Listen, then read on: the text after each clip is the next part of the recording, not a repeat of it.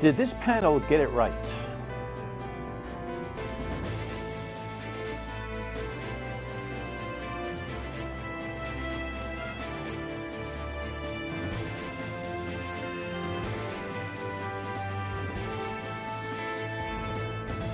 The Dan Yorke State of Mind program is brought to you in part by Lookout Rhode Island and Takeo Comfort Solutions.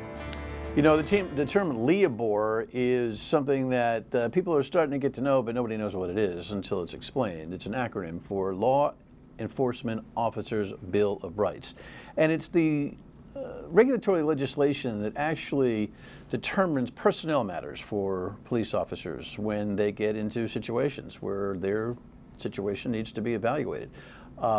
It can be incidental type of stuff, and it can be very serious type of stuff. And with all of the post-George Floyd necessary debate going on in the country today, here in Rhode Island, LEOBOR, which has kind of lingered as, we don't like it, but we're not going to do much about it, is now front and center in the legislature for potential reform. And there's a case now that has been adjudicated by a LEOBOR panel for a Providence police officer that kind of sits as a sticky wicket. There's the headline.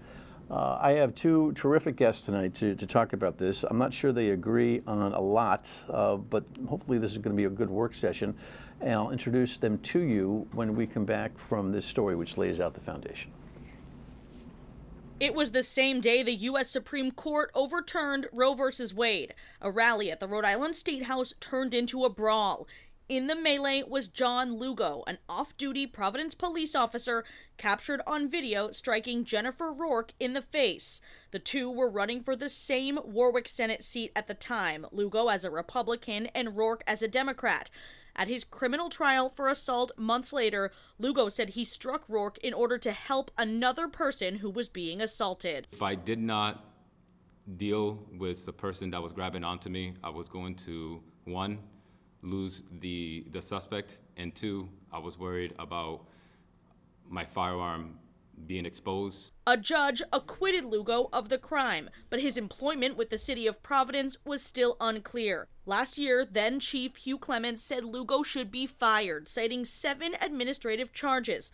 Per state law, the decision was up to a panel of 3 law enforcement officers: retired Providence Sergeant Bob Bohm, Cranston Major Todd Padalano, and Providence Commander Kevin Lanny. They heard the case in secret last month. 12 News was not allowed in. And in a 56-page decision on Tuesday, found Lugo guilty of just 2 of the 7 violations, voting unanimously to let him keep his job and giving him a 10-day unpaid suspension instead. The decision was made. I got to respect the decision first and foremost. Colonel Oscar Perez, the current chief, says it's not yet clear when Lugo will return to active duty, but he'll likely get some training first. His actions were not the same actions that we hold ourselves to, those high standards. Now, full disclosure, I haven't had a chance to look at the full report. It's actually in front of me. One of our guests has it, and I need to review it. But we had a pretty comprehensive conversation about it yesterday.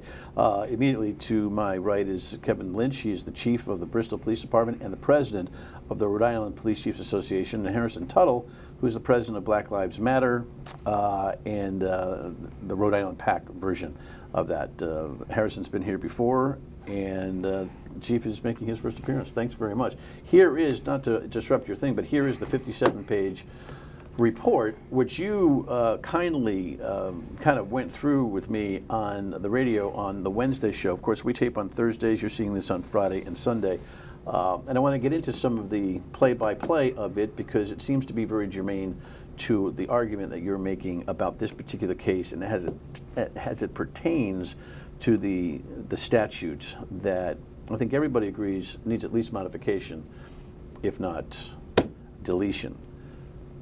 You, Harrison, have a big problem with LEOBOR in general. We've talked about it. This case, as it's described, helps or hurts your argument? I think it helps. We have a situation in which there was national outrage, not just local outrage, but national outrage coming to this state because of this incident, in which, whether it was an open hand slap or whether it was a punch, they saw a police officer punch a woman in the face.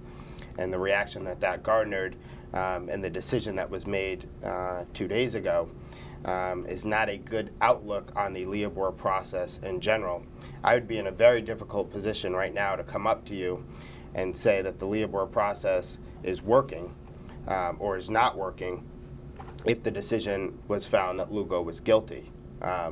My partner here could say, well, look, in action, you wanted him terminated, the police department wanted him terminated, and that's the decision that was made, and they went through the proper process, but that's not what we have here.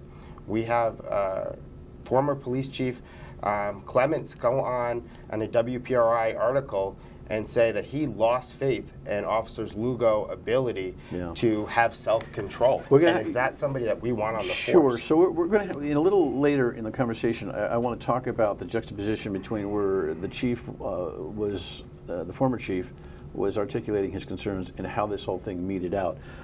You have a rally planned for, well, actually, you know what? We're taping on Thursday. The rally would have happened. So people watching this on Friday night and Sunday. But you're planning on rallying, and you think this case is catalytic to making your argument at the legislature for a repeal of LEOBOR, correct? Well, this is directly connected, right? There's details of this case that Chief is going to go into, but my larger point is that the process of LEOBOR itself is a process that doesn't exist in our neighboring New England states and doesn't exist in over 30 states. So my argument would be, if we need it so bad as a part of a process, then why does the rest of the country not have it? And are they doing okay holding their police officers accountable? Well, Chief, answer that question first, and then we're going to get into the play-by-play of the case, and then we're going to talk about the systemic issues that I think both of you might agree on. I don't know if we get to a settlement, so to speak, that there really isn't between you two guys. It's between a lot of people and their arguments. But respond to that point. Yeah, I'd like to thank him for welcoming on to the show. I think he was booked solely with you, and then after our conversation yesterday, on the radio, right? On the radio, and the decision coming down, he agreed to allow me to come on with him so that we could discuss this issue. So one of the things that I did was I spoke on your show about a recent issue that I'm aware of in Massachusetts. And the reason why the police chiefs, ultimately, it's the responsibility of the 39 cities and towns, the police chiefs in those communities, to bring forward administrative charges to dismiss a police officer. We want the best process forward. When we make this decision to terminate a police officer, we want it to stick.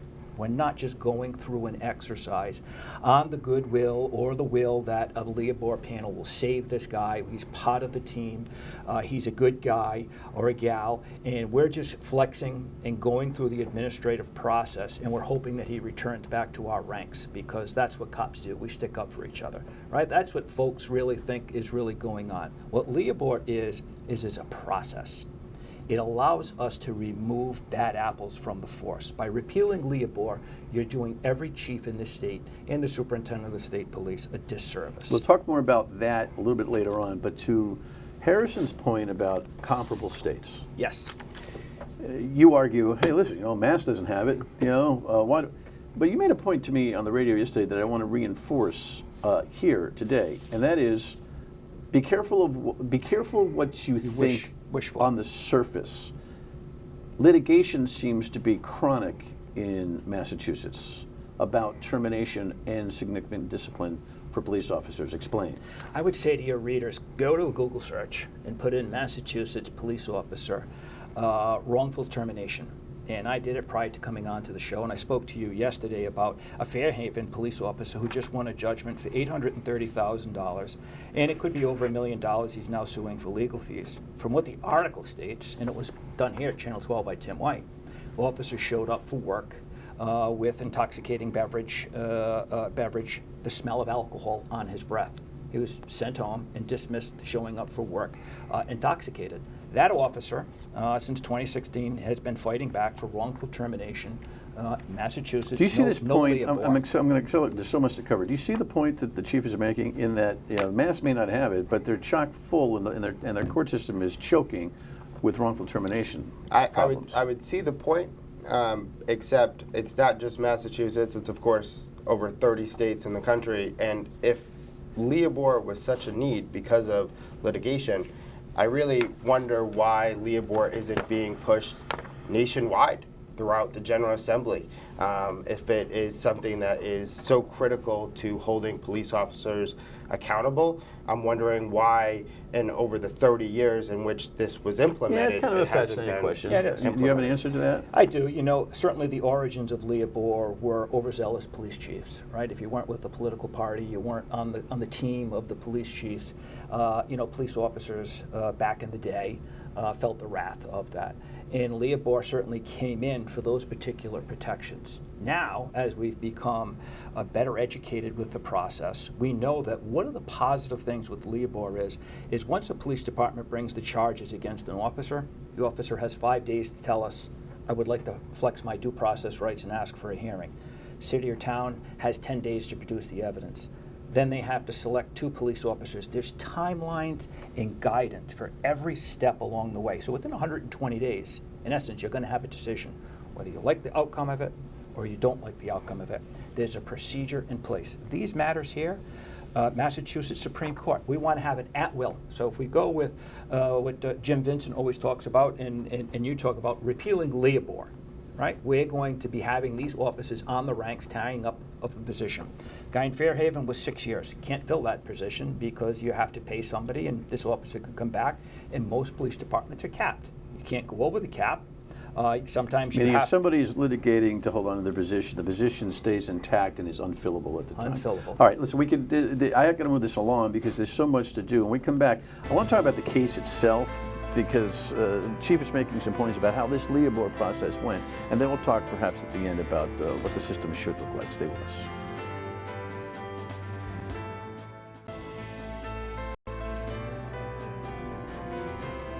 All right, so there is some of the famous video that inspires the case against Officer Lugo. He beat the rap in the criminal justice system, meaning the judge said that more or less he was acting as a police officer, kind of reacting, and you got to give him some room. That's a very loose paraphrase of the judge's decision. Now, when it comes to personnel, Chief Lynch, this is a decision not unlike anybody who's got an employment issue. Whereas your boss may make a decision on whether or not you ought to stick around because of your comportment, because of the history, and because of the statute. This 3-officer panel, one chosen by the defendant, if you will, or the officer who's in a little bit of heat, the city, and then an agreed upon third. And all 3 of them, surprisingly, I think to the public, based on the hoopla around this video, went the way of keeping the officer on the job. The 10-day suspension is actually not germane specifically to the action in the video. It's a 10-day suspension on his tardiness for not reporting to his boss that he had a little situation going on over the weekend. Again, this is back in June after the Supreme Court decision and the protest rally that was going on. As quickly as you can, tell me what was the rationale of the 3-officer panel where they thought that he should be reinstated, that the facts of the case were not necessarily what the acrimony in the public might lead to believe, or the press. I think there's 2 silos. I think that the majority, unanimous decision. Major Todd Padalano from the Cranston Police Department, Commander Kevin Laney, newly appointed Deputy Chief Commander of the Providence Police Department, and retired Sergeant Bohm, who was representing the officer. 2 silos. The officers did not find the witness to be credible. They thought that she lacked candor. Meaning Ms. Rourke. Miss Rourke, Miss Jennifer Rourke, yeah. Who, ironically, not to interrupt, only in Rhode Island, was running for state senate in Warwick. So was Officer Lugo. And Lugo, I think still to this day, he says, yeah, I wheeled and hit her, whatever. I didn't know she was a fellow state senate candidate. The national press and the social media went nuts. You know, male candidate hits female candidate. Right. It really got away from what was the genesis of this crazy stuff. But only in Rhode Island does that happen. happen. Republican at an abortion rally with a female Democrat. Yes. It certainly had all of the makings of great Nonetheless, story. let's look at it. I mean, a guy wheels and hits a woman. A guy and happens to be a cop. And to Harrison's point, it's like, wait a second. Yeah. What's wrong with this picture? A lot. I don't shy away from it. And, you know, when you asked about the comment made by Colonel Perez or the new mayor, there certainly was a decision made by the previous. Well, we'll get to that. Tell me about I don't mean to rush you, but Yeah. what does the case say? So the two silos are one is that the witness had severe candor issues. When she was asked, did you push the officer? Did you grab onto the officer? No, I did not. Video footage will show, yes, that she did. Did you, why did you have your hand on his back? Why were you grabbing his back? People behind me were pushing me into the officer. Video footage will show that that was untrue. Every step when they kept breaking down the, you have to understand something, when you go through an administrative process, you have the luxury of seeing how the person testified in the criminal matter. So you're looking at all of the testimony and you're looking at the video footage, nothing could line up. None of the statements could line up. And the judge also, you know, displayed that. In the criminal case. In the criminal case is why when it's here right in front of you and you freeze the video and you're looking at it. There was also an open hand discussion, real quick. Certainly, you know, we've heard that it was a punch, and certainly the court and the hearing panel and when Padalano breaks down his decision, he shows you. You can see clearly in here. There's over 12. I would call him, kind of froze the frame of the video, and he points. You know, this is Lugo. This is Rourke. Here comes the open hand strike. Right. Here's the grabbing of the officer. You see the video footage, and then you see the testimony. All right. So what appears and what we all think we see in the video is suggested in this adjudication of his job that it may not be what you think you see. How does that impact the way you view this case? Mm-hmm. Well, I look at this case as what happened that June night, in which I was there, in which I saw Officer Lugo go into the crowd as I was at the bottom of the steps, and I saw chaos ensue. And I later saw the video in which, whether it was an open hand slap or a punch, Officer Lugo hit a woman. And despite maybe Jennifer Rourke not having the most accurate details, I believe that Providence Police Department and their officers hold their officers to a standard in training in which doesn't result in their police officers punching a woman in the face when it comes to de-escalating a situation. And hold your thought. I'm going to take a pause because I don't want to run out of important time here. And that's exactly what the chief of police at the time was concerned about.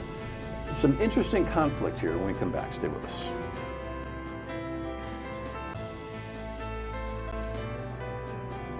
All right, moving quickly. Here's the thing, off Harrison's conversation there, Chief.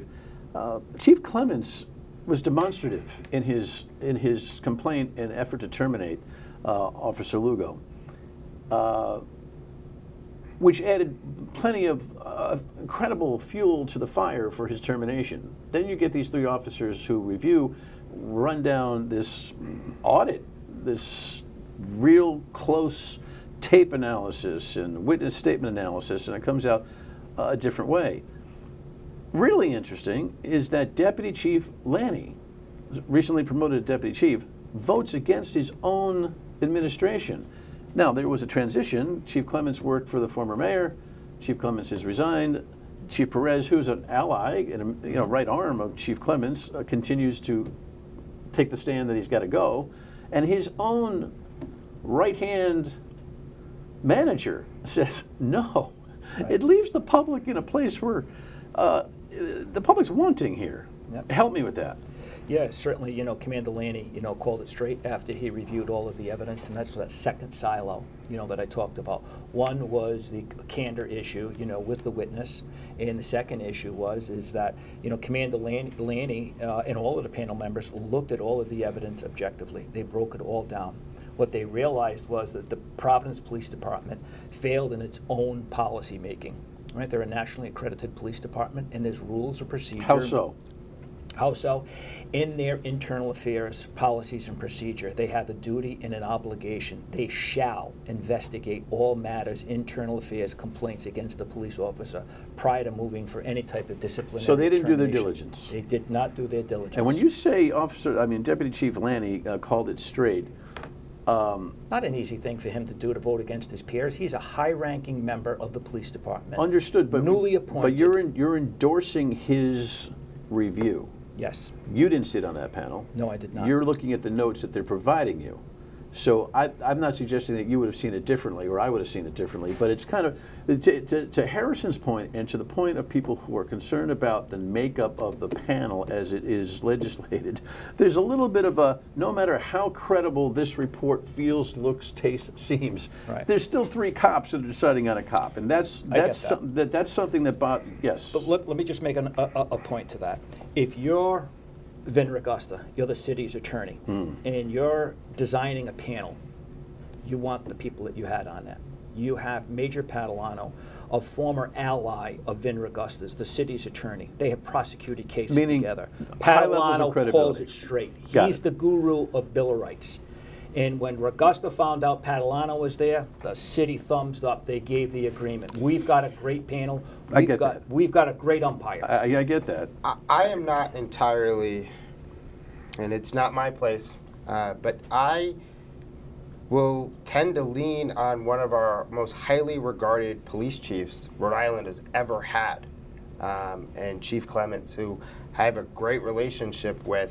And I find his opinion to be credible, and I think many people respect his opinion. But did he ask for, in other words, in a negotiating tactic through LEOBOR, did he ask for more than he thought he was going to get? That's the question that we should ask him if we can ever. I can't comment on. Meaning the process is kind of weighted, perhaps, in folks' mind, toward benefit of the doubt for a police officer. So ask for everything, you might get a significant suspension. I can't answer that question because he was retired. He had nothing to do in the hearing process. He might have been a part of the decision making. He wasn't a witness, but Colonel Perry was, Commissioner correct? Perry was, Commissioner yes. Perry. And if you look at supports the repeal of LEOBOR. And I am in agreement with Harrison. Colonel Clements, stand up. Friend of everybody at Here's the table. problem with a short television show. You don't get to everything. I got 30 seconds. You want to see reform. You want to see more Yes. people on the panel. Yes. Other than officers, correct? I hope that Harrison and Jim Vincent, we've testified in House Judiciary, come to Senate Judiciary, look at the reforms that the Police Chiefs Association has put forward. Can you live with reform? Band with us, and together we'll make a difference. Can you live with reform? Can I live with that? Versus repeal, real quick. Don't we need reform versus repeal? I think we need what the rest of the country has, which is no LEOBOR at all. But certainly if reform was a lot of voted, lawsuits. and there's a lot of officers like Jeann Lugo who's punching women in the face that are getting off. All right. Conversation continues. Police Chiefs Association has done really honest work on this and should be credited. And you're a good advocate. We'll see how this goes. So, the legislature. now that we're off camera. We're not off camera yet. We're not off camera. Hold on. I have a lot of We're tools. off camera now. Be right back. I have a lot of tools to share. Look, our legislature is working on this. Whether it comes to a vote or a real agreement on what ought to be voted on has a lot to do with you. So if you feel strongly about reform of LEOBOR, let your legislators know. We'll talk to you next week and, of course, on the radio on WPRI.